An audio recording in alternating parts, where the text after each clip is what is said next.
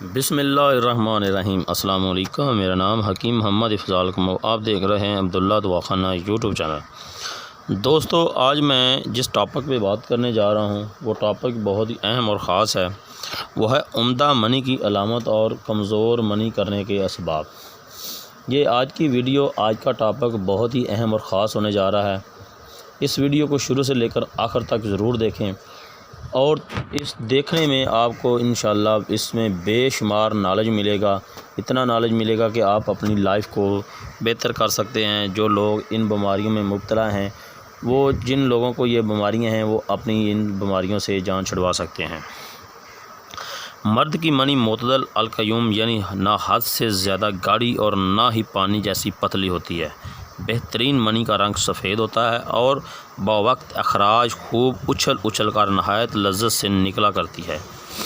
اگر منی پہلے گاڑھی اور پھر آہستہ آہستہ تھوڑی دیر بعد رقیق ہو جائے تو منی کی عمدگی کی نشانی ہے۔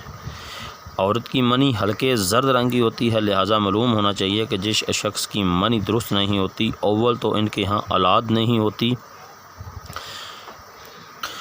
اور اگر اولاد ہوتی ہے تو بہت زیادہ کمزور اور بیمار اولاد پیدا ہوتی ہے۔ منی کو خراب کرنے والے بہت سارے اسباب ہیں۔ تو مزید آگے ویڈیو بنانے سے پہلے میری تمام دوستوں سے گزارش ہے کہ اس چینل کو سبسکرائب کریں، بیل آئیکن کو ضرور پریس کریں، ویڈیو کو شروع سے لے کر آخر تک ضرور دیکھیں، کیونکہ میرا ویڈیو بنانے کا مقصد صرف اور صرف دوستوں میں آگاہی ہوتی ہے کہ جن لوگوں کو ان مسائل کا پتہ نہیں ہوتا۔ علاج سے پہلے ضروری ہوتی ہے تشخیص۔ اگر آپ تشخیص اچھی طریقے سے کر سکیں تو علاج آپ خود گھر میں کر سکتے ہیں۔ تو اگر آپ دوستوں کو میری ویڈیو اچھی لگے تو اس کو لائک اور شیئر ضرور کریں۔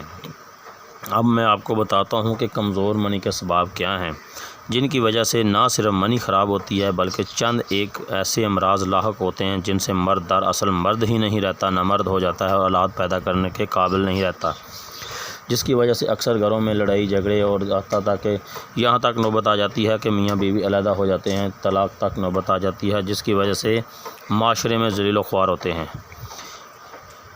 ان کے میرے نزدیک تو جلک، اغلام اور کثرت جماعت تین بڑے اسباب ہیں۔